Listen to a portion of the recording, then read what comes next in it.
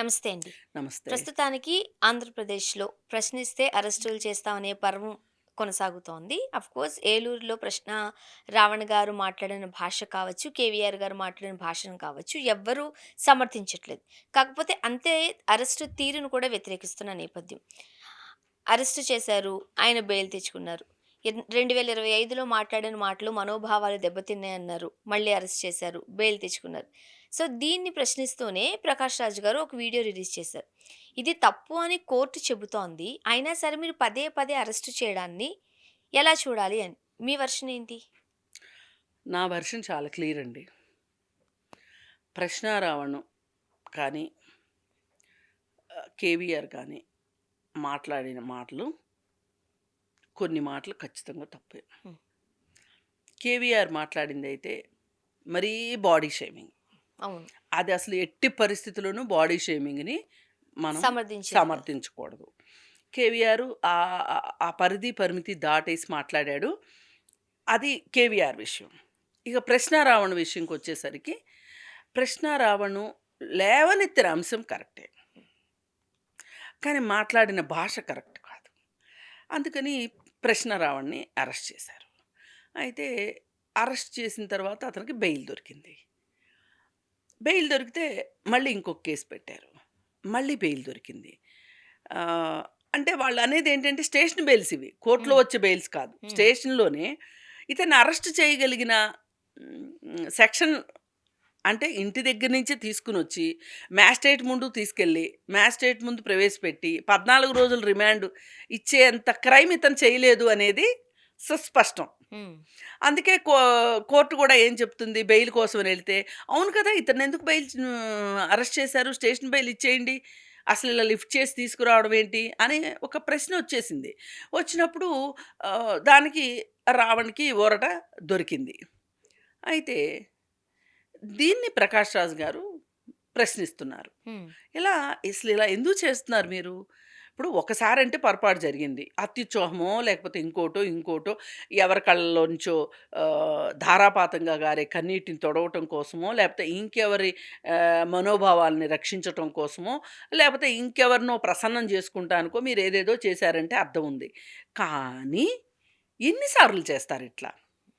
ఇంకో 30 కేసులు రెడీగున్నాయి అంటున్నారు. అంటే ఇన్ని సార్లు మీరు కోర్టుతో చివాట్లు తింటారా? అంటే ఎన్ని సార్లు తిట్లు తింటే మీకు సిగ్గొస్తది? ఇలా ఆయన మాట్లాడటం జరిగింది. సరే నేను పూర్తిగా 'ప్రకాష్ రాజ్' గారు మాట్లాడిన దానికి ఏకీభవిస్తూ, ఇంకొక్కసారి 'ప్రశ్నారావణ్' మాట్లాడిన మాటల గురించి మనం ఆలోచిస్తే, ఇప్పుడు 'ప్రశ్నారావణుని' ఆ విషయంగా గనక మనం ప్రశ్నించదలుచుకుంటే హ్మ్. నువ్వు మాట్లాడింది చాలా తప్పు. అందుకే నిన్ను పోలీసులొచ్చి అర్ధరాత్రి పట్టుకెళ్ళిపోయారు. ఒక అంతర్జాతీయ దొంగను పట్టుకెళ్ళినట్టు పట్టుకెళ్లారు. హ్మ్. కానీ బాబు, నువ్వు మాట్లాడిన మాటలు ఎందుకిలా మాట్లాడావు అని అడగాల్సిన అవసరం అయితే ఉంది. అయితే మనకి ఇంకొక పక్క రెడీగా ఇంకొక ప్రశ్నాపత్రం రెడీగా ఉంది. హ్మ్. ఆ ప్రశ్నాపత్రం మనల్ని ప్రశ్నిస్తది. అదేంటి అంటే, అది రావణ్ణి అడగొచ్చు, అడగలేకపోవచ్చు. సామాన్య ప్రజల దగ్గర నుంచి మనకొక ప్రశ్న ఎదురవుతుంది. హ్మ్. అదేంటంటే, అసలు ఎవరిని ఉద్దేశించైతే ప్రశ్నారావణ్ మాట్లాడాడో, హ్మ్. ఆ ఆ సదరు వ్యక్తి ఒక డిప్యూటీ సీఎం. ఈ డిప్యూటీ సీఎమ్ము ఎలా మాట్లాడాడు? గతంలో మాట్లాడిన మాటలు.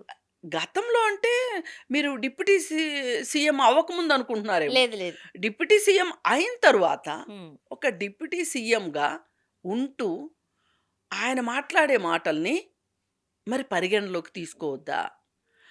ఇప్పుడు యథా రాజా తథా ప్రజ అంటారు కదా! మరి అలాంటప్పుడు ఒక డిప్యూటీ సీఎం అలా మాట్లాడిన తర్వాత కిందనున్న ప్రజానీకం అలా మాట్లాడితే తప్పెలా అవుతుంది? అనే ప్రశ్నలు మనకెదురవుతున్నాయి. అంటే 'ప్రశ్న రావణ్' గారు ఈ ఇష్యూ మనం చూసినప్పుడు ఇమిటేట్ చేశారు. ఇమిటేట్ ఇప్పుడు చేశారండి. అవును. ఇప్పుడు చేశారు. అంతకుముందు ప్రశ్నారావును కూడా గట్టిగానే ప్రశ్నించాడు. హ్మ్. గట్టిగానే మాట్లాడాడు.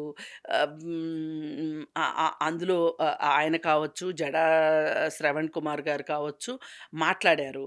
అయితే ఇప్పుడు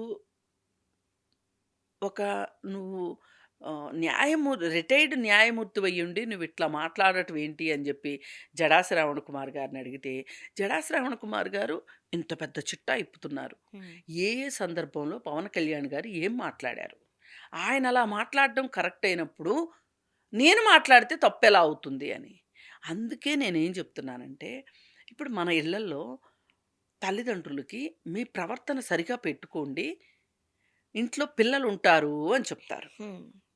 చూసి నేర్చుకుంటారు. విని నేర్చుకుంటారు. హ్మ్. మన ప్రవర్తన చూసి నేర్చుకుంటారు. మన మాటల్ని విని నేర్చుకుంటారు. అందుకోసం ఏం చెప్తారంటే పెద్దలకి, మీరు ఇవాళ ఒక బాధ్యత గల తల్లిదండ్రులయ్యారు.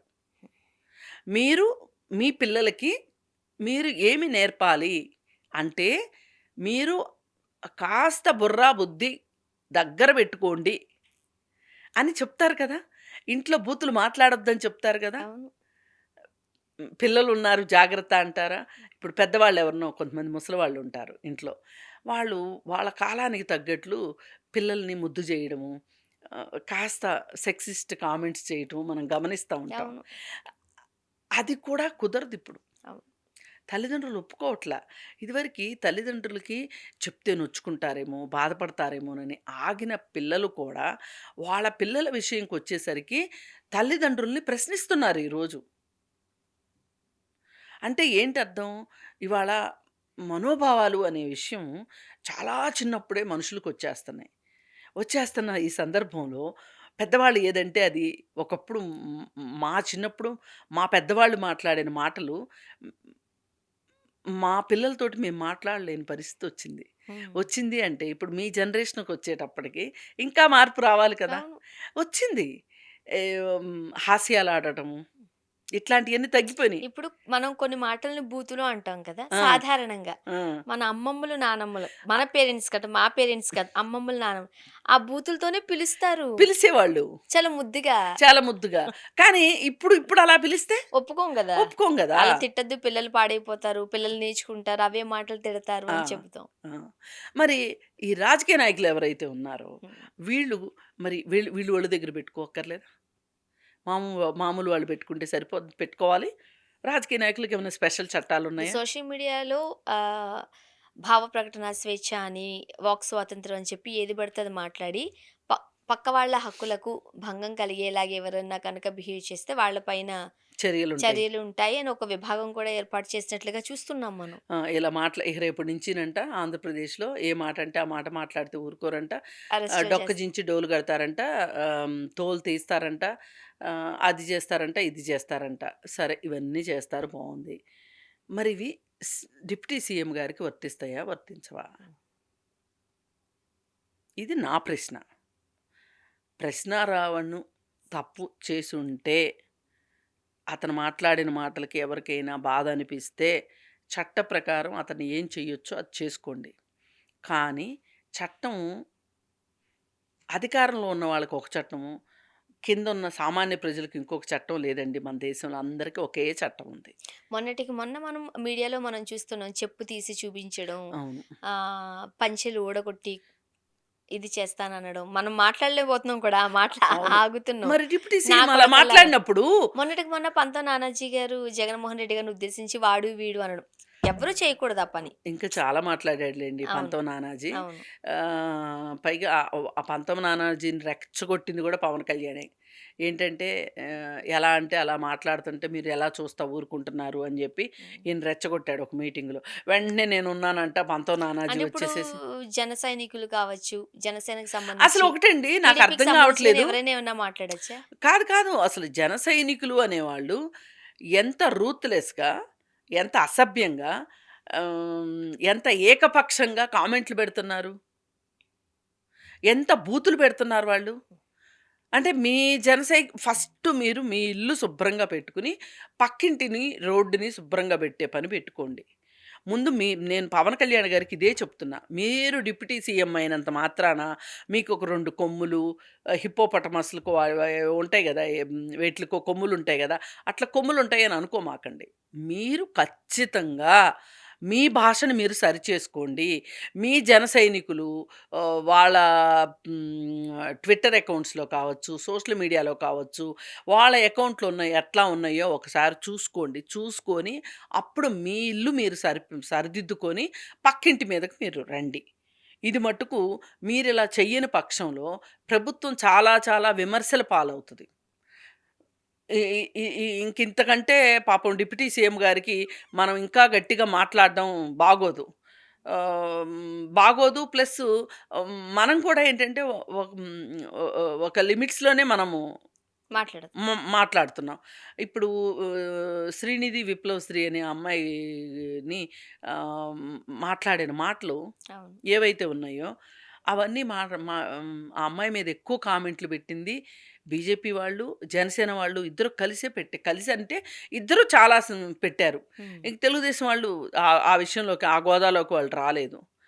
ఇక్కడ కాంగ్రెస్ వాళ్ళు గూడా రాలేదు. అయితే ఏది ఏమైనా ఒకటండి.